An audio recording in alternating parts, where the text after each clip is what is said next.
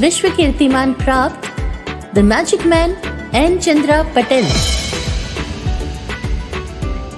आपका अपना पटेल, यत्र तत्र सर्वत्र। The magic man N Chandra Facebook page और YouTube channel the magic man N Chandra. नमस्कार दोस्तों, ये प्रथम बार है क्योंकि साक्षात्कार के इस सिलसिले में मैं काफी दिनों से हूँ।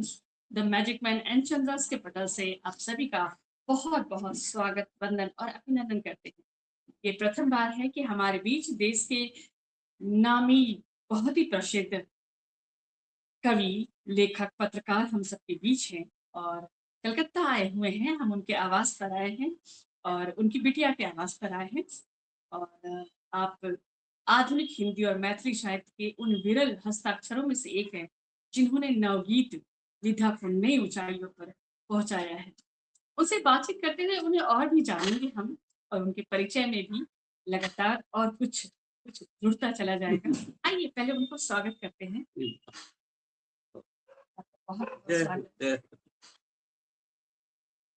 और इसके बाद उनका परिचय को बताना मतलब सूर्य को दिया दिखाना जैसा ही है, लेकिन क्योंकि हमारी औपचारिकता है कि हमें थोड़ी बहुत उनकी परिचय पढ़नी ही होगी। इनका प्रारंभिक जीवन जो है, मिश्र जी का प्रारंभिक जीवन बचपन मिथिला की लोक संस्कृति और गीतों के बीच बीता है। इसी परिवेश से इनकी लेखनी में वह मिठास और लय घोली गई है जो इनकी गीतों की पहचान बनी है। आप बिहार के समस्तीपुर से हैं और देवधा गांव में आपका जन्म हुआ है। आपकी शिक्षा काशी हिंदू विश्वविद्यालय से पूर्ण की है, जहां से इन्होंने हिंदी नवगीत और यथार्थबोध विषय पर शोध कर पीएचडी की उपाधि प्राप्त की। उनका पेशेवर जीवन पत्रकारिता से शुरू होकर ओएनजीसी के मुख्य प्रबंधक के पद पर पहुंचा है। वर्तमान में वे देहरादून में रहकर स्वयं प्रभा संस्था के माध्यम से साहित्य की सेवा कर रहे हैं और लगातार साहित्य की सेवा में कार्यरत है। अनवरत इनकी सेवाएं चल रही है। अपनी गीतों के माध्यम से, अपनी विचारों के माध्यम से, विचारों को का रस घोलकर जो गीत बनाते हैं और लोगों तक पहुंचाते हैं, इससे हम सब वाकिफ हैं। साहित्य यात्रा और नवगीत आंदोलन। जब हिंदी कविता प्रयोगवाद और नई कविता के दौर से गुजर रही थी, तब डॉक्टर मिश्र ने गीतों को आधुनिक सभ्यताओं से जोड़ा। उन्हें नवगीत का राजकुमार भी कहा जाता है। उनके गीतों में केवल प्रेम और श्रृंगार ही नहीं, बल्कि समकालीन विसंगतियों पर गहरा प्रहार भी मिलता है। आइए उनकी और सारी बहुत सारी उपलब्धियां हैं जो वाकई अद्भुत है। उन्हें रूस से मिले अलेक्जेंडर पुस्किन सम्मान से सम्मानित किया गया, जो कि अंतर्राष्ट्रीय ख्याति उन्हें दिलाती है। भारत सरकार और विभिन्न राज्य अकादमियों द्वारा उन्हें साहित्य भूषण और दिनकर राष्ट्रीय पुरस्कार जैसे दर्जनों सम्मान से नवाजा। और कलकत्ता भी अपनी साहित्यिक यात्रा में आए हैं और कई संस्थाओं से जुड़कर अपनी साहित्य की सेवा में लगे हुए। इनकी कई सारी काव्य संग्रह है जिसमें जाल फेंक रे मछेरे, ये बहुत ही प्रसिद्ध और चर्चित कृति रही है। इसमें मछुआरे के प्रतीक के माध्यम से जीवन के संघर्ष और जिजीविका का चित्रण किया है। हम लोग अवश्य सुनेंगे। मैंने सुना है कि इनकी गाने से ही कॉपीराइट हो जाती है, लेकिन हम लोग सुनेंगे अवश्य आज इनकी इस रचना को। और उनकी रचनाएं ग्रामीण शहरी संवेदनाओं के बीच सेतु का कार्य करती है और ये प्रेम पर बहुत लिखते हैं। और मुझे लगता है अभी मैं कुछ दिन पहले ही इनसे जो मुलाकात हुई है, जो बातें हुई है, जो सहृदयता मैंने पाया है, मुझे लगता है कि ऐसे लोग की हमारे देश में, हमारी इस धरती को बहुत आवश्यकता है, जो प्रेम, सौहार्द और सहजता को लोगों तक पहुंचाते हैं, मानवता को, मनुष्यता को लोगों तक पहुंचाते हैं। तो आपका हम बहुत बहुत स्वागत करते हैं सर। बहुत आपका धन्यवाद कि आप यहाँ मेरे घर आई और मुझे इतने बड़ी जो दर्शक समूह है उससे परिचित करवाया। शुक्रिया। हम जाने कैसे आपसे बात आरंभ करें, कौन से सवाल पर पहले आए। क्योंकि आप बिहार से हैं, आप समस्तीपुर से हैं, आप मिथिला भाषा के प्रेमी हैं, आप मिथिला भाषा से होकर गुज़रे हैं, जीवन आपका उन्हीं सब में गुज़रा है। जी।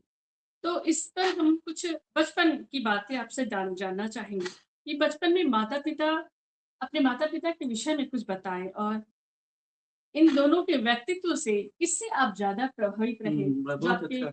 भविष्य को हाँ, इतना आगे तक लेकर आ रहे हैं और साहित्य की जगत में इतने आप आगे। देखिए मौसमी जी मेरा जो होता है कि गाँव मिथिला के गाँव में जन्म हुआ और हमारा परिवार जो है वो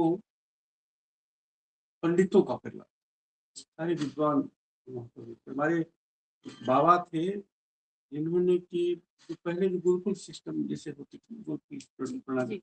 छात्रों को अपने घर पर रख कर के, तो उसके कारण क्या हुआ कि एक दौर आया कि जब कि हम कहीं भी जाते थे, हुँ, हुँ। सब हमको प्रणाम करते थे बड़े-बड़े, क्योंकि उनके गुरु के वंशज था मैं।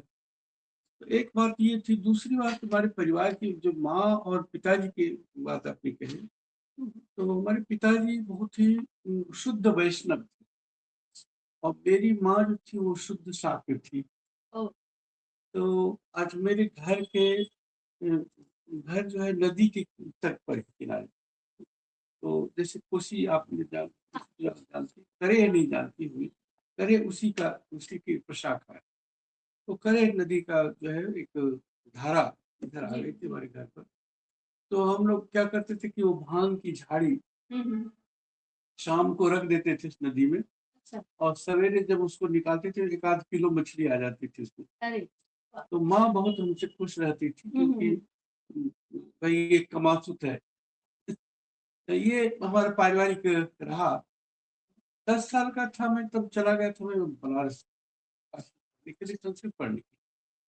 तो मेरा जो पहला जो वो विश्वविद्यालय है वो वाराणसी संस्कृत विश्वविद्यालय। हुँ, हुँ। वाराणसी संस्कृत विश्वविद्यालय से मैंने मध्यमा किया था। तो मध्यमा जो है वो एक तरह से इंटरमीडिएट के बराबर, जी। लेकिन उसको छोड़ कर के मैंने फिर से इंटरमीडिएट किया। वहाँ प्राइवेट यूपी में है, यूपी बोर्ड से। जी। और प्राइवेट किया तो संयोग से बहुत अच्छा नंबर आ गया। हुँ, फिर हमारे भाई साहब थे, उन्होंने कहा कि अब जो तुम बीएससी में नाम लिखो। तो फिर वही बीए ऑनर्स किया, एमए किया अंग्रेजी में। अच्छा। पहले जो है पहला एमए किया अंग्रेजी में, ये तो हिंदी में तो बहुत बाद में मैंने किया, 77 में आकर। 69 में मैंने 69 में हुँ, हुँ। मैंने एमए कर लिया था अंग्रेजी में। 8 साल के बाद, क्योंकि हमारे जो मित्र सब थे वो कहते थे कि भाई आप तो हिंदी की अथॉरिटी है नहीं। जब मैं आज अखबार का संपादक हो गया था, लेकिन मज़ाक-मज़ाक में कहते थे, तो फिर हुआ कि इसको भी कर ही लिया जाए हुँ, हुँ। और किया, तो फिर पीएचडी भी यूनिवर्सिटी ने करवा दिया इसको पे। अच्छा। तो ये चलता रहा और उसी दौरान आज अखबार की उस समय व्यवस्था ये थी कि उसका उसका माहात्म्य था, जो संपादक वहाँ अप्लाई नहीं करते थे। वो जी, खुद संपादक को ऑफ़र करते थे, आइए। जी, जी। उसमें मुझे आमंत्रित किया गया था साहित्य संपादक के रूप हुँ, में। हुँ। फिर बढ़ते-बढ़ते हुआ तो समाचार संपादक भी हो गया मैं और फिर 10 साल तक रहा मैं। उसके बाद मुझे लगा कि दूसरा क्षेत्र चुनना चाहिए। तो ये कलकत्ता आ गया था मैं यूको जी, बैंक में, जी, एक राजभाषा अधिकारी होकर के। जी। इन 3 साल के बाद वहाँ से भी मेरा मन उखड़ गया और तब तक मुझे ऑफ़र मिला हिंदुस्तान कॉपर से। तो जी। वहाँ हिंदी ऑफ़िसर था, मैंने E1 रैंक में, E2 रैंक होता है वरिष्ठ राजभाषा अधिकारी के रूप में, हिंदुस्तान कॉपर मिला, फिर वो चलता रहा। ऐसे करके मेरी शिक्षा जो है संस्कृत पंडित के परिवार से हुँ, हुँ। शुरू हुई और फिर एक नई दिशा लेकर के गया। तो माताजी और पिताजी का जो व्यक्तित्व था, उसका ये असर पड़ा, बात असर पड़ा। मेरी माँ बहुत सीधी-सादी थी। हुँ, वो हमारे यहाँ जो 3 थे, 3 भाई थे, तो उनकी जी। चाची 2 चाची हमारी। हुँ, हुँ। तो वो सब तो अपने-अपना उनका काम बँटा हुआ था। हाँ। उन्हें काम के एक एक्सपर्ट मानी जाती है, जैसे कि मिट्टी का जो काम है, जैसे कोठी बनाना, अच्छा। चूल्हा बनाना, ये सब माँ करती थी। और सिलाई-कढ़ाई जो है हमारी छोटी चाची थी वो करती थी। हुँ, हुँ। और खाने-पीने का जो है वो उसमें मछली चाची थी। ऐसे वातावरण में परिवार पहले में हाँ, पहले जॉइंट फैमिली रहते जॉइंट थे फैमिली और सबकी अपनी-अपनी कार सब अपने, हाँ, ज़िम्मेदारी। उसमें एक्सपर्ट थी। दूसरी बात मैं ये कहना चाहूँ, हमारा गाँव की जो है हर साल बाढ़ आती थी। बाढ़ आने के में घर तक आ जाती थी बाढ़, पानी, खेत सब बह जाते थे, जी। फसल बह जाती थी। हम लोग कई बार, मुझे याद है कि नाव पर जाकर के हमने अपना फसल काट कर के लाए। हाँ, वही सब करते। 10 साल ही तो रहा मैं बनारस गाँव में। उसके बाद तो जो बनारस, फिर उसके बाद कलकत्ता, फिर कलकत्ता के बाद देहरादून। तो सवाल तो कुछ और थे क्योंकि कलकत्ता चर्चा में आ गया है, तो कलकत्ता में रहना आपका आपकी अपनी नौकरी और हुँ। की वजह से ही कलकत्ता से आपका लगाव रहा। इसमें एक जोड़ना चाहूँगा मैं जी, कि जिस दिन मुझे कलकत्ता का नौकरी का मिला था, जी। मतलब उसी दौरान मुझे डायरेक्टर पद पोस्ट विभाग में, हुँ, वो दिल्ली में मिला। अच्छा। लेकिन दिल्ली का जो है वो मैं जाता तो रहा 1970 से ही, दिल्ली कई बार भी जा चुका था। जी, तो मुझे दिल्ली का जमा नहीं, वातावरण लगता था कि लोग यहाँ पे प्लास्टिक के बने। अच्छा।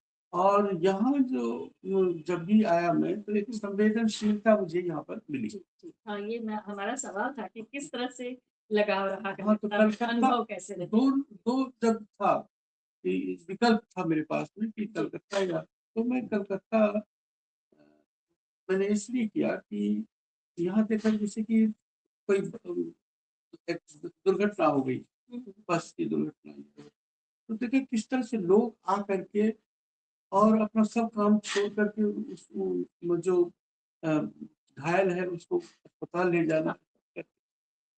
और एक बार मैं, वो भी जब यूकोवैक में था, जी, तो एक लड़का था घोष करके, फोर्थ चतुर्थ श्रेणी कर्मचारी था। जी, तो वो आया एक दिन 11 बजे, तो मैं थोड़ा-सा अनुशासन, इसमें तो अनुशासन करना ही पड़ेगा। मैंने कहा, भाई देर से क्यों आए? तो उसने कहा कि वो आप हमको जो है वो एक पर्ची लिख कर के दे दिया कि हमको आधे दिन की छुट्टी दी जाए। तो मैंने पूछा कि भाई हुआ क्या था? ये तो बताओ। हुँ, हुँ। तो उसने कहा, सर मैं आ रहा था, लिलुआ में रहता था वो। जी, कहा मैं बस से आ रहा था, तो बस जो है वो एक उसी में जो यात्री था, हुँ, हुँ। पैसेंजर, वो गिर गया। ओके। मैं उतरते समय अच्छा। वो घिसट गया। हुँ, हुँ। वो चोट बहुत लगी थी पाँव पे, तो मैं उसको लेकर के और वो जो अ, वहाँ मैं लेके चला गया। मैंने कहा इससे बढ़ कर के और सरकारी काम क्या हो हाँ, सकता है? क्या तो मैंने कहा कि नहीं, ये फाड़ के फेंक दिया मैंने उसको, तो उसका कागज़ उनको रेगुलर मान रहे। ये बहुत मुझे कलकत्ता में बहुत दिया मुझे। एक तो बनारस ने बहुत दिया। हुँ, हुँ। बनारस में उस समय लोग से बहुत अच्छे-अच्छे विद्वान सब थे, संस्कृत के, हिंदी के। और यहाँ आया तो उस समय सचमुच विमल मित्र जो मुझे अपने घर का लड़का मानते थे, विमल मित्र बहुत मानते थे मुझे। वो बहुत सारी बातें उनका मैं कह सकता हूँ। हुँ, हुँ। सत्यजीत राय मेरे घर के पास, मैंने उनके मेरे ऑफ़िस के पास में थे उनका घर, फिर उनके यहाँ फिर और जो सुभाष मुखोपाध्याय, उनसे था, प्रेमेंद्र मित्र थे कथाकार, उनसे भी मेरा व्यक्तिगत संबंध था। तो ये सब जो है वो मुझे अच्छा लगता था। मैं 1 साल तक तो मैंने सोचा ही नहीं हाँ, हाँ। कि बम देहरादून जाऊँ मैं, जी। क्योंकि देहरादून उस समय कुछ था नहीं, डेवलप था नहीं, जंगल-जंगल था। मैंने कहा अभी तो मेरी उम्र है काम करने की, हुँ, हुँ। और मैं अभी क्यों वानप्रस्थ धारण कर लूँ। लेकिन जो भी होता है समय से होता है। जी। वहाँ मुझे बुलाया गया था और ऑर्गेनाइज़ेशन बड़ा। हुँ। मंजीशी का ये। अ, इतनी ज़िंदगी की व्यस्तताएँ रही आपकी, आप नौकरी के लिए एक शहर से दूसरे शहर जाते रहे, काफ़ी ऊँचे-ऊँचे पदों पे रहे, उनकी ज़िम्मेदारियों को निभाते हुए, कविताएँ की दुनिया में जी, कैसे आए? ये शौक कैसे आया आपने? कैसे शुरुआत की आपने? हाँ, पहले क्या लिखा? प्रेरणा जी, स्रोत जी, कौन रहे हैं? बहुत अच्छा प्रश्न आपने किया। एक बात मैं कहना भूल गया था कि जब गाँव में था मैं, जी, हमारा जो मिथिला के गाँव है विद्यापति के गीतों से भरा। ठीक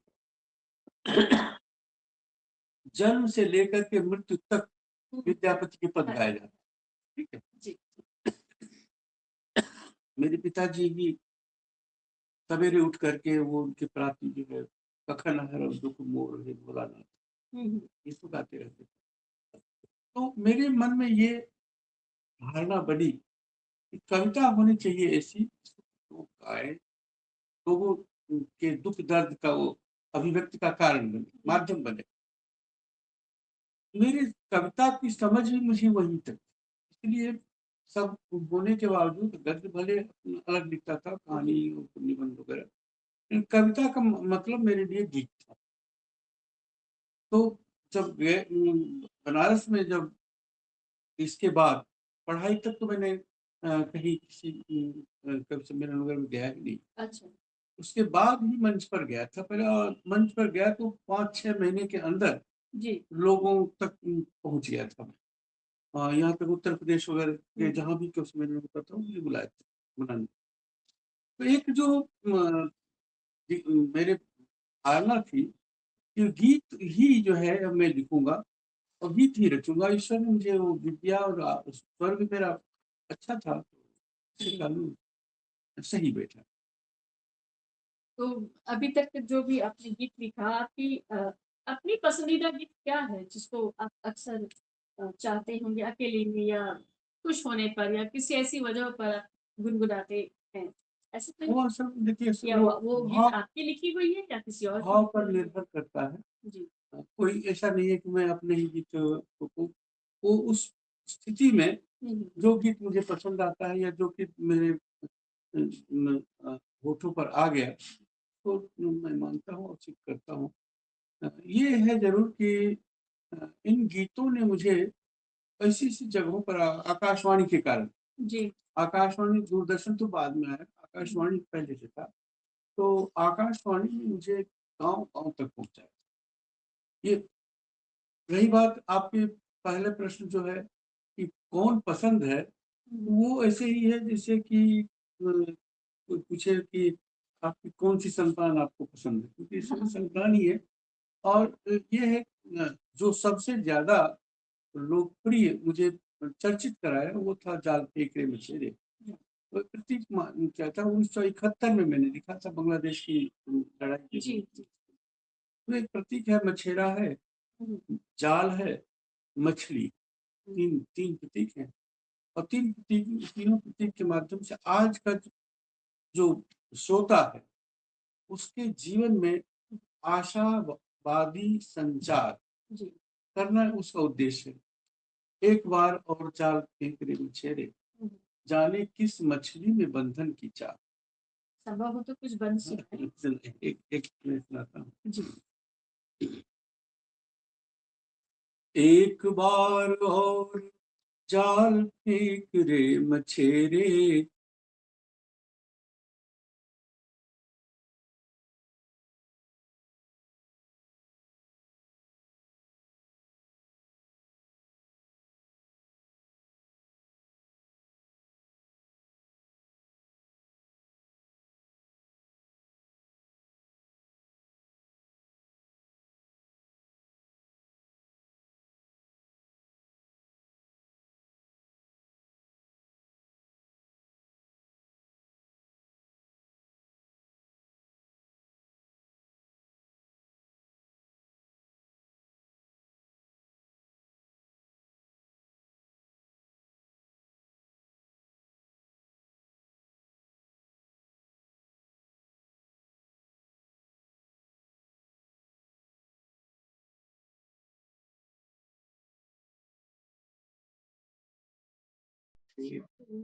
बहुत सुंदर। जी, ये बड़ी इत्तेफ़ाक की बात है कि मैं आपके साक्षात्कार के पहले कई लोगों से मेरी बात हुई, तो हर किसी ने यही कहा कि इस रचना को ज़रूर उनसे सुनना। ये रचना जो है उनकी मेरी आइडेंटिटी बन गई है। आइडेंटिटी हाँ, बिल्कुल, जी, बिल्कुल सही बात ऐसा है। लोगों से सुनना और आज सौभाग्य है कि आपको सुनने का अवसर मिला अब सामने। तो बहुत-बहुत इसके लिए। क्योंकि आप कलकत्ता में काफ़ी वर्षों तक गुज़ारे हैं। हर हर जी, और अभी भी आपका आना-जाना मेरा रहता है। मैं और बता रहा हूँ कि जब मैंने यहाँ आकर के कोई चीज़ ये यूको बैंक तक मैंने नहीं सोचा था कि मुझे कलकत्ता में रहना। जी, लेकिन हिंदुस्तान कॉपर मैंने बहुत बढ़िया लगा मुझे। हुँ, तो जब वहीं वहीं रहते हुए मैंने सोचा कि अब यहीं घर बना लेते हैं। अच्छा। तो जादवपुर में जो एचपीओ बस स्टैंड है, हुँ, हुँ, हुँ। उसके आगे जब चलेंगे तो टेलीफ़ोन ऑफिस है। उसी के सामने मैंने राम ठाकुर आश्रम के बगल में अच्छा, अच्छा। 41 सेंट्रल रोड, हुँ, हुँ, वहाँ हुँ। मैंने फ्लैट खरीदा और वो फ्लैट में रहते कभी सोचा नहीं था कि यहाँ से मुझे जाना पड़ेगा। हुँ, हुँ, हुँ। इसलिए फ्लैट ले लिया था जी, और बाद में जब हुई तब लेकिन जब तक था मुझे मेरा सौभाग्य ये है कि बनारस वाले अभी भी मुझे बनारस का ही मानते हैं। कलकत्ता वाले अभी भी मुझे कलकत्ता का मानते जी, हैं। देहरादून में तो हूँ। जी। ये तो इतने वर्षों तक आपने जो कलकत्ता में गुज़ारा है, आपको कलकत्ता का साहित्यिक माहौल कैसा लग रहा है? क्या यहाँ का कलकत्ता में साहित्य समृद्ध हो रहा है या बिल गुटबाज़ी इस समय नहीं, वो गुटबाजी का यहाँ पर नहीं था। हुँ, कलकत्ता में मैं चूँकि बंगला भी मैं जब पढ़ता था बीए में, जी, उस समय मैंने बंगला सीख ली थी। अच्छा। तो इसलिए मुझे कोई दिक्कत नहीं कोई मुझे दिक्कत नहीं हुई यहाँ पर आकर के पढ़ने-लिखने में क्योंकि जब वहीं बनारस में जो था तो वो भी सब ज़्यादातर बंगला भाषी ही जी, परिवार थे जी। वहाँ पर। तो उनके साथ रहते-रहते बातचीत करते हुए सब बल्कि वो सब शरद पूजा के समय वो सब 1-1 सप्ताह तक लगातार रात-रात भर फ़िल्में दिखाई जाती। हाँ, उसमें भी मैं शामिल होता था तो ऐसे करके। तो कलकत्ता में साहित्य का वातावरण था, चाहे वो हिंदी का हो, चाहे बंगला हाँ, का, दोनों का रहा है। हुँ, और बहुत से जो हिंदी के साहित्यकार हैं, जी, वो सब कलकत्ता के प्रोडक्ट हैं। अब आप मान लीजिए सबसे बड़े तो जो आधुनिक युग के हैं निराला जी। मेरा निराला जी यहीं के महिसागर के थे, वहीं पर जी, तो बल्कि प्रारंभ में तो वो हिंदी जानते ही नहीं थे, पढ़ना भी नहीं जानते थे। बंगला माध्यम से शिक्षा हुई। लेकिन बाद में जाकर के वो हिंदी के बड़े कवि हो गए, बड़े साहित्यकार हो। तो इसी से काफ़ी रहा है यहीं पर आपके पहला जो अखबार निकला था, हुँ, हुँ, उदंत मार्तंड, उदंत, वो भी यहीं से निकला था जी, और बीए में पढ़ाना, हिंदी को कोर्स में लाना, वो भी कलकत्ता विश्वविद्यालय ने शुरू किया था। अच्छा। हिंदी भाषी किसी भी विश्वविद्यालय में नहीं। तो ये सब अग्रणी भूमिका में कलकत्ता हमेशा रहा है और इससे प्रेरणा लेकर के लोग हिंदी के जो साहित्यकार जो हैं, वो आगे बढ़ते हैं। शुक्रिया और बहुत ही मंझे हुए, बहुत ही अनुभवी जवाब मिल रहे हैं हमें। अ, अभी क्योंकि आप साहित्य से हैं, तो साहित्य समाज का दर्पण है और साहित्य में राजनीति का जी। इंटर को आप कैसा मानते हैं? अ, क्या देखिए आप आपका जो विषय रहा है, क्या राजनीति से रिलेटेड कभी रहा है? नहीं, राजनीति से नहीं, संबंधित नहीं, आपने नहीं की तो नहीं इसके क्या नहीं। कारण रहे हैं? राजनीति को मैं गौण मानता रहा हूँ। अच्छा। देखिए मेरा जैसे प्रारंभिक जो जीवन है, हुँ, उसमें मैं अ, कमलापति त्रिपाठी जी के घर में घर का सदस्य की तरह से हुँ, हुँ, हुँ। जो कांग्रेस के बहुत बड़े नेता थे, जी, पंडित कमलापति त्रिपाठी। तो वो रूप था। उसके बाद जब यहाँ आया, हुँ, हुँ। तो मेरा जो है मेरा परिचय हुआ बुद्धदेव भट्टाचार्य से। अच्छा, तो मेरा देश के वो भी राइटर थे। तो आपको बताऊँ कि मेरी जो ये जो शिखरणी करके एक काव्य जी संग्रह है, जी जी जी वो उन्हीं को समर्पित है। अच्छा बुद्धदेव भट्टाचार्य को मैंने समर्पित किया। जो समर्पण पेज होता है ना, हाँ हाँ तो वो मैंने किया था। दूसरी बात तो ये एक हमारा रहा है कि हिंदी के जो रहे हैं वो तो रहे ही हैं, बंगला के भी, और खास करके मैं बहुत प्रभावित रहा बंगला नाटकों से। अच्छा बंगला नाटक का जो शिल्प है हम्म, वो बहुत सिखाने लायक। तो तो जैसे हिंदी के जो नाटककार थे, बंगला वो करते भी थे, लेकिन वो चीज जो है दूसरी जगह हमको नहीं मिली। अच्छा तो कलकत्ता में ये जो गुण था उसको, दूसरी बात साहित्यकार सब आते रहते थे, बैठते हम्म, बहुत। बंगाल तो हाँ, साहित्य से बहुत ही समृद्ध रहा है समझ सबको सिखाया है। जी साहित्य का गढ़ रहा है सर। बिल्कुल। और ये उसके कारण ही अंग्रेज यहाँ पर पाँव रख पाए, और इसी कारण ही अंग्रेजों को भाग के जाना पड़ा। तो बड़ा योगदान बंगाल का है। जी आपकी एक और कविता संग्रह है जाड़े में पहाड़ और सिंहरिणी जिसकी चर्चा अभी आपने की हाँ, मेरी और और संग्रह अभी अभी आया है, मेरे पास में यहाँ नहीं है, अच्छा मैं दूंगा। वो है गीत उत्तरा फाल्गुनी। अच्छा ये प्रतीकात्मक नाम है। तो फाल्गुन हुआ बसंत, यौवन, हम्म, यौवन के बाद की जो मानसिकता होती है, जी उसमें जिस तरह की आप कविता लिखते हैं वो है गीत उत्तरा। और एक और संग्रह निकला 25 में, वो है कवि के मन से।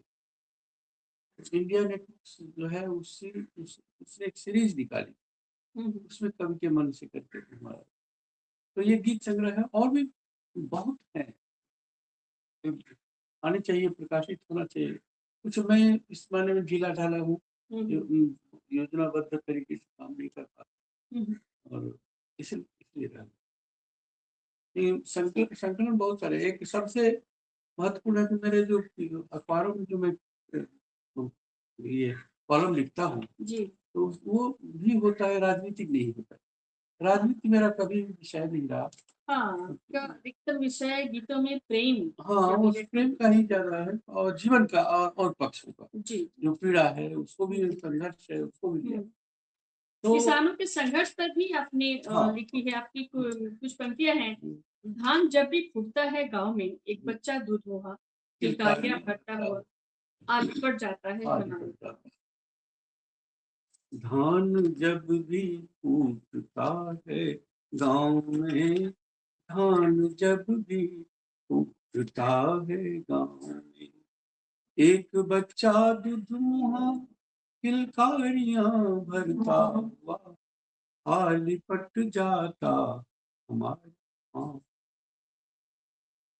तो ये है। दूसरी बात, जब पहली बार एक किसान ने आत्महत्या की थी, जी तो लोन के कारण वो कर्ज नहीं चुका पाए, तो मैंने सुना, वो था विदर्भ का किसान था। जी विदर्भ की घटना थी, लेकिन मुझे इतना प्रभावित किया, खुद मैंने लिखा कि हार गया जब तमाल जगह है, उसी का वो किसान था, हार गया। मनोबल गिरना नहीं चाहिए, जरूरत तो होती है। देखिए, जब तक ये अकाल तो पहले भी पड़ता था, लेकिन लोग किसान आत्महत्या नहीं करते थे, क्योंकि वो लोन का जो ये जो फसली लगा जी करके वो कर्ज नहीं लेते थे, बह गया। लेकिन ये जो कर्ज लेकर का वो जो दोहरा मार पड़ती है, उसके कारण। ऋण नहीं चुका पाने के हाँ, कारण बिल्कुल। बहुत तरह अब वो की यंत्रणा अभी तो थोड़ा सा उस तरफ भारत सरकार ने ध्यान दिया है, इधर आकर के, कि किसानों को ऋण भी देते हैं, तो उनके इंश्योरेंस करा देते जी हैं। इंश्योरेंस से क्या हुआ कि वो सब वो पेमेंट, अगर इस तरह की कोई बात नहीं, तो इस बचाने का है प्रयास किया है। भारत सरकार की बात आई है तो अभी फिलहाल जो हमारे देश के प्रधानमंत्री जी हैं आदरणीय नरेंद्र मोदी जी इनके संग आपके खास रिश्ते हैं और संबंध रहे हैं आपकी कविताओं के वो कायल हैं, गीतों के कायल हैं। ये कैसे संभव हुआ? किस तरह से आप ये लोगों की ये हुआ जुबान से कि संभव हुआ? संयोग ऐसा कि वो बनारस से तो ये एमपी हुए। जी, तो एक दौर था कि उसमें कहाँ से उनको खड़ा किया जाए। हुँ, तो जब उनकी आस्थावान के व्यक्ति है वो और तपस्वी है। बिल्कुल। इसमें इसको ये लोग ना समझे, लेकिन तपस्वी है तो एक ऐसा दौर आया कि जब उनको लगा कि नहीं, काशी ही हमारे लिए सबसे उपयुक्त है। तो जब वहां से एमपी हुए हुँ, हुँ। और एमपी होने के बाद तुरंत पीएम हो गए, हाँ, तो हम लोगों का थोड़ा सा मनोबल बढ़ा और हुँ, वहाँ पर एक मैंने 3-4 साल काम करने का उनका ढंग जो है, मैं उसकी तारीफ करता जी, हूँ। पागल की तरह का खुद भी काम करते हैं और दूसरों को लोगों भी। से।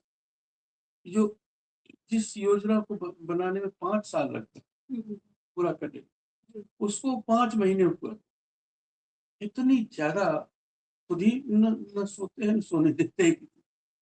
तो ये उसका उसके कारण क्या हुआ कि जो अ, बनारस ऐसी सिटी हो गई थी हुँ, हुँ, कि जिसमें कि कोई गुंजाइश नहीं था आगे बढ़ने का, जी, विकास का। लेकिन उस परिस्थिति में भी उन्होंने बहुत काम किया। तो उसके कारण वो जब आते हैं कभी-कभी तो अच्छा, स्मरण शक्ति उनकी बड़ी जबरदस्त। वो जब देख लेते हैं तुरंत तो पहचान जाते हैं। जी, इतने रोज़ वो हज़ारों लोगों से मिलते हैं, लेकिन हम लोग के साथ ये है, हम कभी भी उनसे कोई राजनीतिक की ये बात नहीं करते। लोग क्षुद्र मन के इतने हैं, भाई आप लोग राज्यसभा के सदस्य क्यों नहीं हो जाते?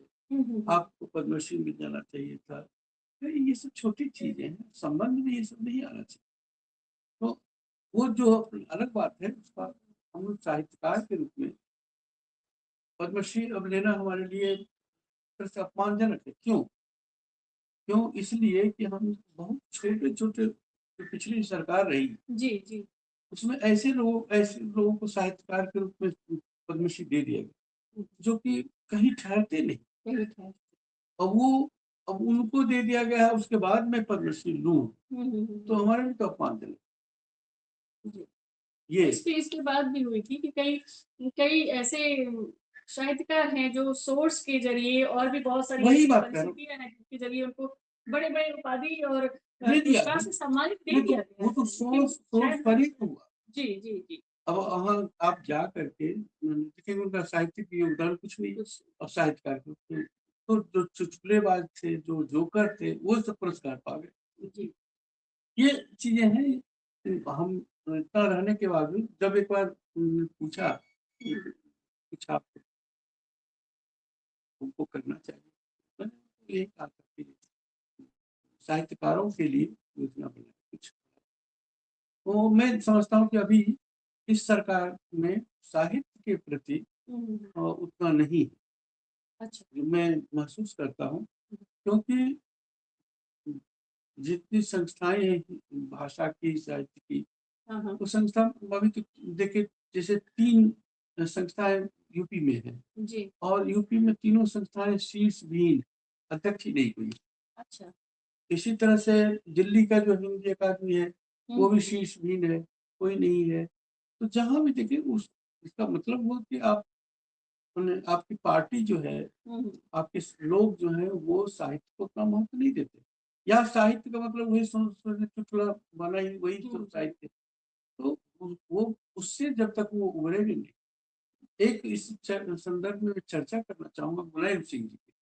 अच्छा, मुलायम सिंह को लोग पसंद नहीं करते थे, हुँ, हुँ, तो वो भी गुंडई वगैरह का जी, वो था। लेकिन मुलायम सिंह की एक बात जो है वो सबको मंत्रमुग्ध कर देता हुँ, था हुँ, कि वो साहित्यकारों के लिए बहुत आगे बढ़ कर के इशारा जो है करीब 1.5 करोड़ का पुरस्कार उत्तर प्रदेश हिंदी संस्थान ने दिया। अच्छा, उन्हें 5 लाख, 8 लाख, 10 लाख। और तो वो चीज़ जो है जब तक नहीं आएगी इस अगर वो आ जाए जी, जी, भाजपा सरकार में वो दृष्टि, हुँ, हुँ, तो ये इस सोना में सुगंध। एक बात जब पुरस्कारों की बात हुई है तो मैं अभी कुछ दिन पहले विनोद शुक्ल जी को हाँ। पुरस्कार दिया गया और कुछ दिन बाद उनका देहांत भी हो हम्म। गया। तो आप ऐसा मानते हैं क्या कि साहित्यकारों को सम्मानित करते हुए सरकार या अकादमी जो भी है वो लोग सोचते हुए इतना देर कर जाते हैं कि सही, बिल्कुल सही। जिस समय उनको पुरस्कार मिलना चाहिए, जी जी जो सचमुच प्रोत्साहित होते, पुरस्कार का मतलब क्या हुआ कि आगे बढ़ना, जी पुरस्कार।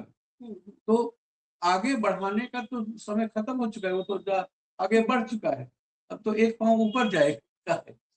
ऐसी उनको जब मिली तो इस तरह की बहुत कमेंट्स ये आए कि ये वक्त भी ये नहीं था उन जब देना पुरस्कार था। पुरस्कार उनका वो जो सबसे चर्चित तो वो हुए, वो जो 30 लाख का जो हाँ रॉयल्टी हाँ मिली, हाँ, तो वो रॉयल्टी मिली थी, वो एक लोगों को थी। पुरस्कार के लिए उनको कोई बहुत ज्यादा ज्ञानपीठ पुरस्कार मिलता था, हम्म, और वो उनके लेकिन बहुत समय लगा देते हैं।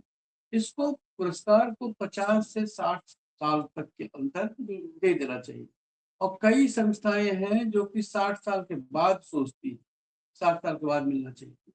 दो चीजें उसमें, अब देखिए अभी उत्तराखंड सरकार ने भी कुछ पुरस्कारों का किया। अब वो कहते कि जो बड़ा जो पुरस्कार है उसको देने के लिए वो कहते जो लेखक है, साहित्यकार है, खुद अपने अप्लाई करे और अपनी जो श्रेष्ठ पुस्तकें हैं उनकी 4-4 कॉपी दी।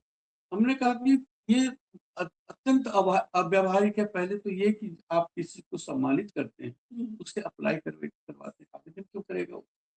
साहित्यकार अगर है तो वो आवेदन नहीं करेगा। दूसरी बात, और ऊपर से एक आधा मैंने आधा मन जो है उसमें डाल दिया पत्थर, एक कि 4-4 प्रतियां चाहिए। तो अब एक मान लीजिए 500 साहित्यकारों ने अप्लाई किया, और उन सब में जो है 5 के हिसाब से 20-20 पुस्तकें आपको दे दी। जी तो वो जो है पहाड़ लग जाएगा, उसको कौन पढ़ेगा और कौन निर्णय कर सकेगा? तो उसमें यह लिपापोती होगी जो हमको इसको देना है। ये नहीं होना चाहिए। अपने किसी भी सम्मान के लिए जो बड़ा सम्मान होता है उसमें एप्लीकेशन नहीं होना चाहिए, ये अपराध। आप अपनी क्षमता रखिए, जैसे और सब चीजों की आप सूचनाएं प्राप्त करते हैं, जैसे साहित्यिक सूचनाएं भी आप रखा करिए, और उसके बाद ठीक है। आपका अध्यात्म के प्रति रुझान है कि नहीं? क्या आप बिल्कुल है। मानते हैं कि साहित्य का अध्यात्म के साथ कुछ अंतर संबंध है? हाँ, हम परिवार ही विद्वानों का परिवार है, तो हमने सब शुरू से ही अ, वही आस्तिक वातावरण में आगे बढ़ा हूँ मैं। तो अध्यात्म के बिना साहित्य होता भी नहीं। वो गहराई में जब जाएंगे तो दर्शन आ ही जाता है। अगर दर्शन नहीं है उसमें तो साहित्य जो है हल्का होता है, तो गंभीरता जो है वो या वजन वो उसमें। तो हमारे भी आप देखेंगे कि जो मैंने बताया था, तो जो कॉलम लिखता हूँ, तो उसमें भी इस तरह के आर्टिकल आते हैं जिसमें कि साहित्य अध्यात्म के बिना तो भारतीय जीवन ही नहीं सुख होता। तो वो तो बहुत ही गलत लोगों ने क्या कि वो कहा कि धर्मनिरपेक्ष जैसा कुछ होता नहीं। माने जैसे देखिए धर्म का तो एक ये भी है ना कि सूर्य का धर्म है ताप। ठीक? अब कितना भी कुछ करेगा सूर्य निरपेक्ष नहीं हो सकता ताप। तो हम निरपेक्ष नहीं हो सकते, धर्म निरपेक्ष हो ही नहीं सकता। वो अपना उसका धर्म होता है और उस धर्म का पालन, देश धर्म सनातन, जो वो राम कहते हैं, ये सनातन धर्म, इसका पालन। तो हम हमारा तो समाज ही जो बना है, जब जिस समय पूरी दुनिया वो अवचेतन मन में जी रही थी, उस समय हमारे ऋषि मुनियों ने जो वेद का जो है वो तो दर्शन किया ही, उसके बाद एक आदर्श इतना बड़ा खड़ा कर दिया राम के माध्यम से, राम कथा के माध्यम से, कि अब उसका उसके आगे कुछ हमारा हमारे समाज का निर्माण राम कथा से होता है। हम्म, हम्म, हमारे अगर पारिवारिक संबंध किस तरह के हों, राम के जो वो भाई, वो बहन, वो पिता, वो माता, पति पत्नी भी को भी पति देखा पत्नी जाता का है तो राम और सीता का वही आदर्श देते हैं हम लोग के। तो विवाह होता है अभी भी, तो वर को राम और कन्या को सीता के रूप में ही गाया जाता है, लोकगीत जो गाए जाते हैं वो सब है। हम उससे निकल नहीं सकते। तो वो बेमतलब के लोग वो कहते हैं कि ये परंपरा को तोड़ने, परंपरा तोड़ने का मतलब क्या हो, जिसके पास परंपरा नहीं है वो तोड़ते हैं। हमारे पास समृद्ध परंपरा है, तो हम हमारा घर मान लीजिए ये है, जी तो हम कहे कि घर को तोड़ दो, तो जिसका घर नहीं वो दूसरे का तोड़ेगा। हमारा अपना घर है तो हम क्यों तोड़ेंगे। मतलब कि जो अध्यात्म है और साहित्य है दोनों एक दूसरे के पूरक है, पूरक। पूरक है। देखिए एक केवल अध्यात्म का जो उपदेश देता है वो नीरस होता है। जी तो इसीलिए कविता को कहा गया कि जो वधु है, वधु जो जो उपदेश देती है पत्नी, तो कांता सम्मित उपदेश, मतलब जो कांता मतलब सुंदर पत्नी, वो पत्नी जो है वो जो पति को कहेगी तो वो पति नकार नहीं सकेगा, तो मीठे रूप में बोलेगी बात। तो और ऐसे अगर पिता अगर बोलता है तो वो दूसरे तरह से बोलेगा। पत्नी की बात लोग टाल नहीं सकते। साहित्य भी वही है, साहित्य की बात कोई नहीं टालेगा। दर्शक बात सीधे करे तो उसमें नकार सकता है कोई, लेकिन साहित्य इस तरह से कहता है कि आपको मान। आपकी कुछ पंक्तियां हैं जैसे मौसमी हवा का फागुन है नाम, मगर जेठ की दोपहरी है अब तो इस बियाबान में, पहाड़ ढूंढ रहे मृग कृष्णा की मारे जिंदगी। आप किस तरह की मौसमी बदलाव को लेकर अक्सर चिंतित रहे हैं अपनी कविताओं? हम लोग बाहर खुले में रहे हैं जी हमको वही पसंद भी है। तो ये एक पूरे देश की दशा पर है कि नाम तो है फागुन, नहीं नाम फागुन है, जी लेकिन वस्तुतः वो जेठ की दोपहरी है।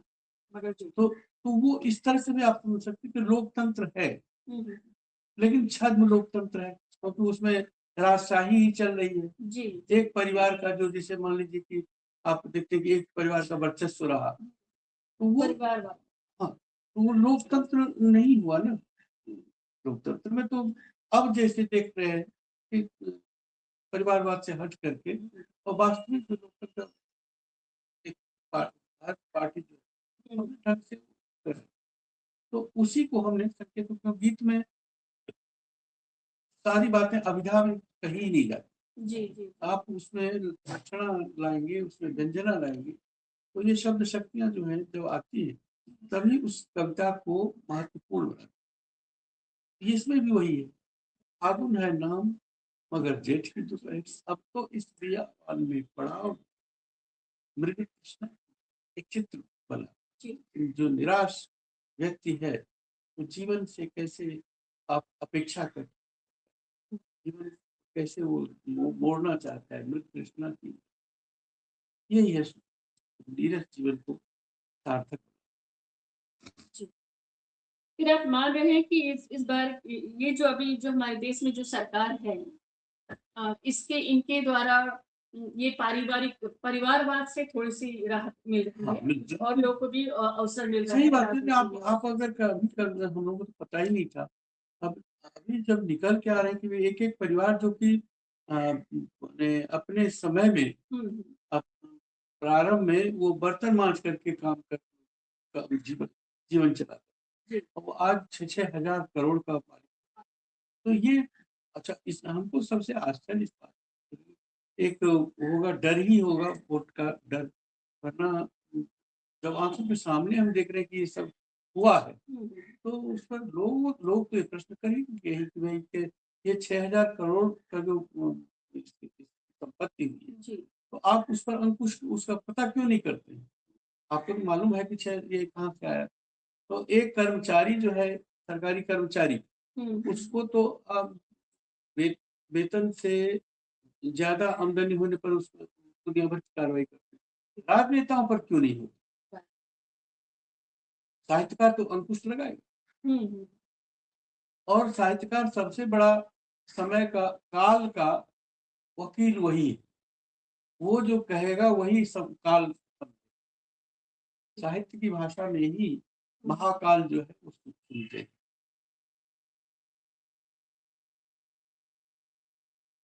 अभी तक बहुत ही सही वार्तालाप चल रही है। अब हम प्रश्न के अंतिम दौर में हैं। जी।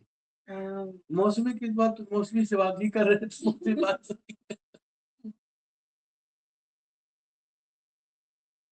अभी इन दिनों, क्योंकि देश, ये भी थोड़ी सी शायद राजनीति से ही संबंधित हो सकती है कि अभी देश में हमारे, हम लोग सनातनी शुरू से ही रहे हैं, लेकिन अब जाकर सनातनी शब्द को बढ़ावा मिला, बड़ा मतलब उसको इज्जत मिली। तो आज हर कोई स्वयं को सनातनी बोलते हुए गर्व महसूस करता है। तो जो लोग ऐसे भी उदंड लोग हैं जो सनातनी बोलते हुए गर्व तो महसूस कर रहे हैं, लेकिन शायद सनातनी के यथार्थ को, जो एक्चुअली जो उसके गुण जो है उसको उससे वंचित है, नहीं ज्ञान है। क्या आप इस बारे में कितने देखिए, एक एक नई बात आई है तो उसमें उसको जो सुनता है उसको ये पता नहीं है कि कहाँ तक हम सनातन हैं जी और सनातन की दायित्व क्या है। तो उस अगर आप नहीं जाने तो कल सनातन सनातन करने से तो आप कहाँ तक आपको जाना है और किस रास्ते से जाना है ये तो पता ही नहीं है आपको। तो ये समय तो लगेगा इसमें, क्योंकि लोगों को इस चीज से पहले क्या था कि गुरु शिष्य परंपरा, जी ये एक हमारी जो कमी है उसकी कि गुरु शिष्य परंपरा में क्या होता है कि गुरु बताता था, जो प्रश्न थे उसको उसका निदान भी वही गुरु कर देते थे। अभी क्या है कि गुरु है ही नहीं कोई। तो गुरु नहीं है तो किताबें हैं और किताबों से भी काम चल जाता था। हालांकि वो खुद नहीं कुछ बोल पाता था, किताबें तो बोलती नहीं है। नहीं, अब जो है ये जो सोशल मीडिया जो हुआ है इसमें बहुत ज्यादा नुकसान चार जानकारी तो बहुत मिलती है, इसमें कोई संदेह नहीं। जी लेकिन वो इसी तरह से है जैसे कि कोई बीमार है और उसको डॉक्टर न देख करके सीधे कह दिया जाए कि वो मेडिकल स्टोर में जाओ और जो पसंद हो दवा खा ले, तो उसमें तो मरेगा ही ना वो। जी हमारी जो सूचनाएं हैं वो सब उसको बिना कोई डॉक्टर के जैसे दवा खा ले, उसी तरह से ये भी इंफॉर्मेशन जो हमारे लिए उपयुक्त नहीं है। हमको उसको चैनलाइज करके जो मिलेगा ज्ञान वही हमारे। तो अभी जो है ये हर चीज चाहे सनातन धर्म के बारे में हो या अपने इतिहास में देखिए कितना कुछ गंदा हो चुका है, प्रदूषित हो गया है। इसको जिसको हमको महान बताना है, हमारे महान पूर्वज है, उनको तो रसातल में भेज दिया। हाँ। और जो लुटेरे हैं, जो गुंडे हैं, सब आके वो सब ग्रेट कर दिया गया। तो ये सारी चीजें जो है वो खत्म होंगी। अब उंगली उठी है और फिर जो अभी उस उंगली उठी ही है और कुछ थोड़ा बहुत हुआ है, लेकिन अभी बहुत कुछ इस दिशा में काम करना है और सबको मिल के काम। सबको दुर्भाग्य ये है कि हमारी बहुत सारी पार्टियां हैं वो अपने अस्तित्व की रक्षा के लिए गलत चीजों को महत्व देती है, गलत चीजों को पक्ष देती है। वो नहीं होना। वो देखता हूँ मैं कि वो देशद्रोही हो चुके जा रहे हैं। अपने ही देश में रह के देश की अपने देश की संस्कृति से, अपने देश की परंपरा से, अपने देश के अपने वंशजों से, पूर्वजों से जी वो अलग कटे हुए।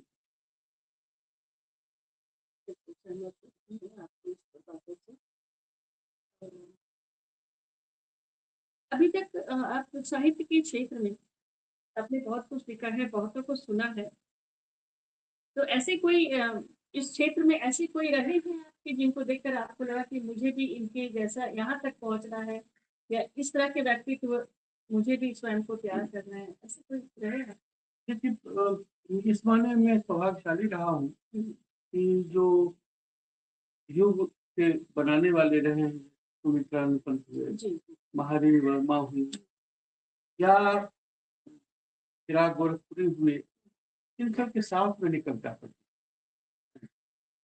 तो एक वो था, लेकिन हमारा जो आदर्श था, वो 2 ही आदर्श थे और दोनों नहीं थे जीवन में। जी, एक तो विद्यापति और दूसरे तुलसीदास। हाँ, ये चुनौती रही हमारी, क्योंकि हमको वहाँ तक पहुँचना, जो तुलसीदास की जो व्यापक व्याप्ति है हाँ, और अभिव्यक्ति का जो उनका तरीका है, वो हमेशा मेरे आदर्श। कालिदास रहे, हुँ, अगर कविता की पराकाष्ठा पर, लेकिन किसी को उन्होंने इस तरह से रखा है। मेघदूत मान लीजिए, हुँ, हुँ, अब में वो जो शब्द रखते हैं, तो कश्चित कांता विरह गुरुना स्वादिता, कांता के विरह से अपने जो काम था उसमें प्रमाद हो गया। अब क्यों हुआ? कांता के विरह से कोई पत्नी नहीं थी उनके साथ। अभी भी कश्चित कांता के विरह कश्चित भार्य, आर्यवन में पत्नी, कश्चित पत्नी विरह गुरुना, वो भी हो सकता है। लेकिन कांता कह करके क्यों उन्होंने ये शब्द रखा? तो कांता मतलब कमनीय स्त्री, सुंदर, आकर्षित करने वाली, वो कांता हुई। भार्या तो जिसका भरण पोषण करते हैं वो भार्या। तो विरह जो होता है वो कांता का होता है, भार्या का नहीं। सौंदर्य और कमनीय, हाँ, वो चीज़ तो वो मन मिल में सकती रहता है। युवक है वो यक्ष, तो उसको अपने जो सुंदर पत्नी है उसका, ये शब्दों की बात है। फिर उसके बाद ये बहुत कुछ है। और कवि के पास और है क्या? साहित्यकार के पास शब्द ही। है। हुँ, हमारी पूंजी क्या है? हमारे पास तूलिका नहीं है कि रंग बनाए, हम शब्द से ही चित्र बनाते हैं। जी, हमारे पास हारमोनियम नहीं है हुँ, कि हम उसमें संगीतबद्ध करें, वो भी हम शब्द के माध्यम से ही करते हैं।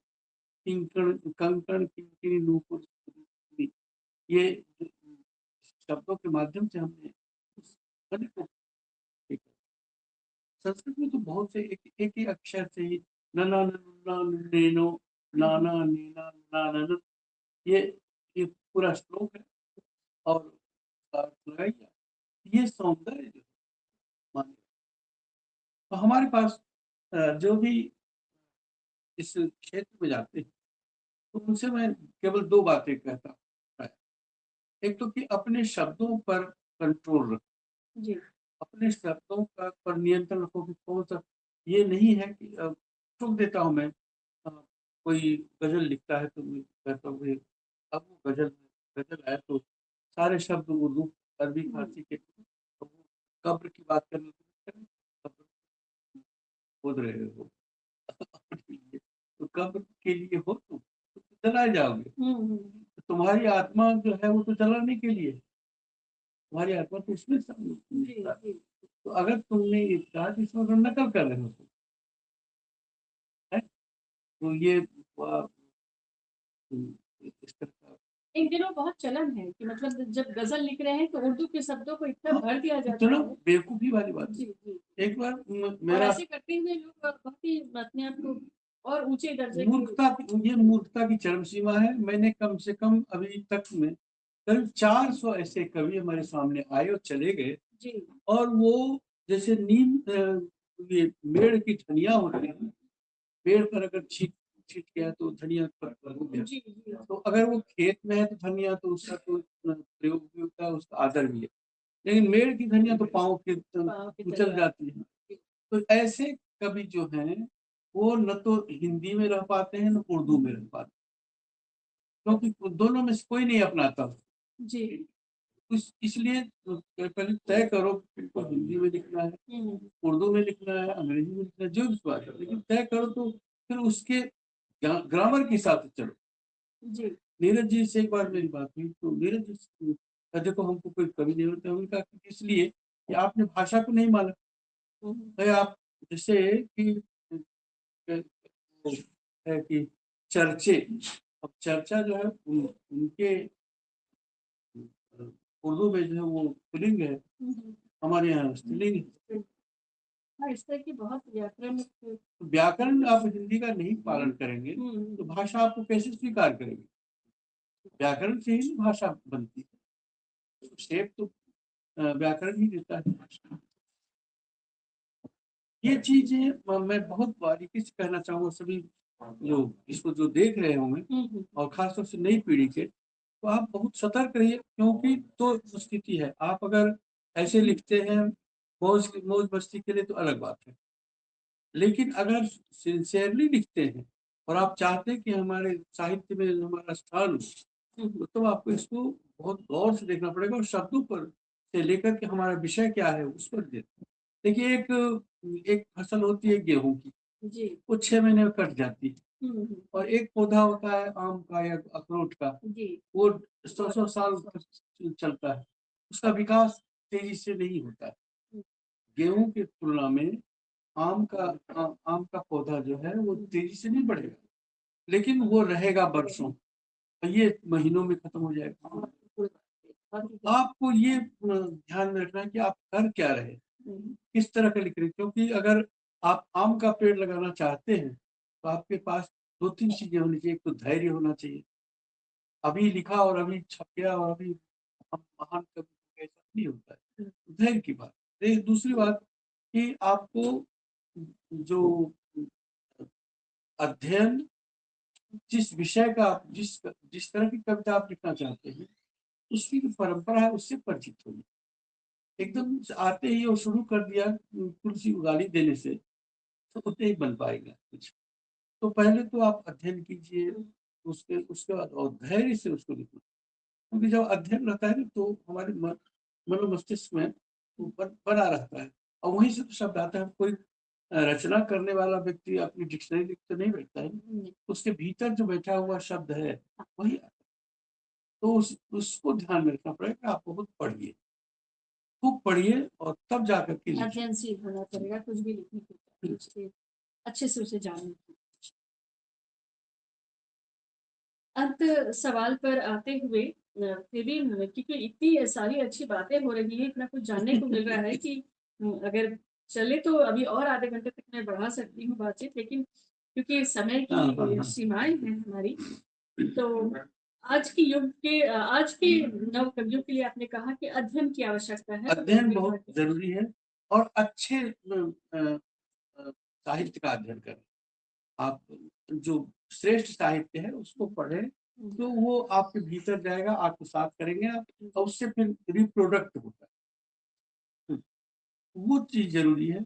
और अपने समय को जैसे सीखने की जरूरत पड़ती है कि आप जो लिख रहे हैं वो उसका टारगेट क्या है, उसका ऑडियंस कौन है, उसको भी ध्यान में रखना पड़ता है। और जो कोशिश ये रखिए कि आज के समय से जुड़े रहें।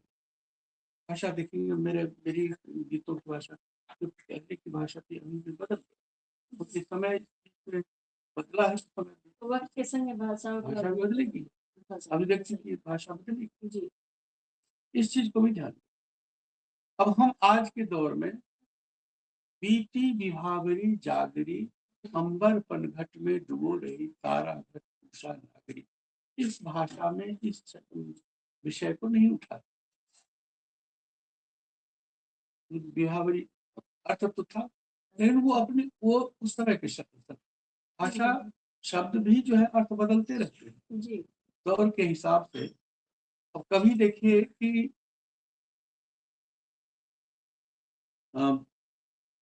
समाज समाज का आज हम अर्थ क्या लेते हैं? सोसाइटी। लेकिन हिंदी में समाज का अर्थ ये नहीं, ये शब्द है समज्जा। समज्जा करते हैं जो पिकनिक मनाने गाँव जंगल में जाते थे, वो वहां पर जाकर वनभोज करते थे, तो वो समझ जाए। टोली जो जाती थी उसको टोली को, वही अर्थ लेकर के समाज का अर्थ हुआ टोली। जी। तो अभी देखिए कि हम लोग सब टोला मोहल्ला ऐसे हाँ, बोला भी हाँ, तो उसी से टोली। तो अब वो ये अब अर्थ भूषण तक आया। अच्छा। भूषण भी एक कहते हैं कि सिवा पूछे शिव सो, समाज आज कहाँ चली, काहू पे सिवा नरेश भिक्षुकी चढ़ाई। तो सिवा मतलब हुआ सियारिन। अच्छा। सियारिन सियार से पूछ रही है कि हमारी टोली समाज आज कहाँ चली, तो हमारी टोली कहाँ चल रही है। तो वो जो है सियार उसको जवाब देता है कि इसका किसी शत्रु पर भिक्षुकी चढ़ाए, उससे लड़ने के लिए जा रहे हैं। तो युद्ध करेंगे, लोग मरेंगे, तो सियार की टोली को भोजन मिलेगा। तो देखिए समाज का वो अर्थ अभी पूरा हो गया। अब हमारा टोली के अर्थ नहीं लेते हैं। ऐसे बहुत सारे शब्द। दूसरी बात एक और मैं कहना चाहूंगा कि संघर्ष, तो मुझे जो मतलब उच्चारण का बहुत दोष हो, तो स्कूलों में भी अब उच्चारण पर नहीं आता है उच्चारण करना, जबकि हमारे यहाँ वाचिक परंपरा रही है। ये अंतिम बात मैं कहना चाहूंगा कि वाचिक परंपरा में क्या है कि गुरु शिष्य परंपरा वेदों का उच्चारण करना सिखाया। तो वो उच्चारण के कारण ही हम तो बहुत बाद में लेखन शुरू, पहले तो पूरा सब वृत्ति में ही रहा। तो अगर उच्चारण आपका सही नहीं है तो आप शब्दों का उच्चारण जब नहीं ठीक से कर पाए तो ये चीज है। और थोड़ी थोड़ी से अंतर में ही शब्दों के अलग अलग अर्थ हो जाते हैं। उच्चारण बहुत अब देखिए उसमें पाणिनि शिक्षा में कहा गया कि उच्चारण ऐसा होना चाहिए जैसे कि कोई जो बाघिन है अपने शावक को, तो बच्चा छोटा बच्चा होता है वो 1 दिन का 2 दिन का, वो अपने बाघ से बचाना चाहती हो, क्योंकि बाघ अगर देखे तो मार डालेगा। अच्छा। अपने बच्चों को नहीं पसंद करता, हमारा कंपटीटर आ गया, तो उससे बचाने के लिए उसको उठाती है वो, और तो उसके पास हाथ नहीं, तो दांतों के बीच से, तो जैसे बाघिन अपने शावकों को इस संतुलन में उठाती है कि हल्का होगा तो गिर जाएगा और दबा देंगे तो गला कट जाएगा, तो जैसे उठे उसी तरह से शब्दों का भी उच्चारण।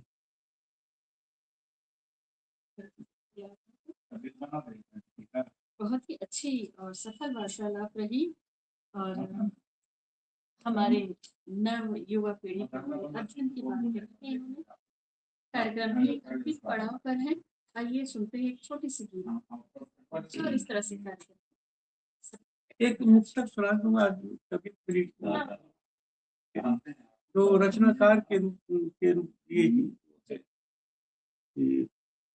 आदमी गुम जाएगा उसका पता रह जाएगा, आदमी गुम जाएगा उसका पता रह जाएगा, और नदी के तीर पर चलता दिया रह जाएगा।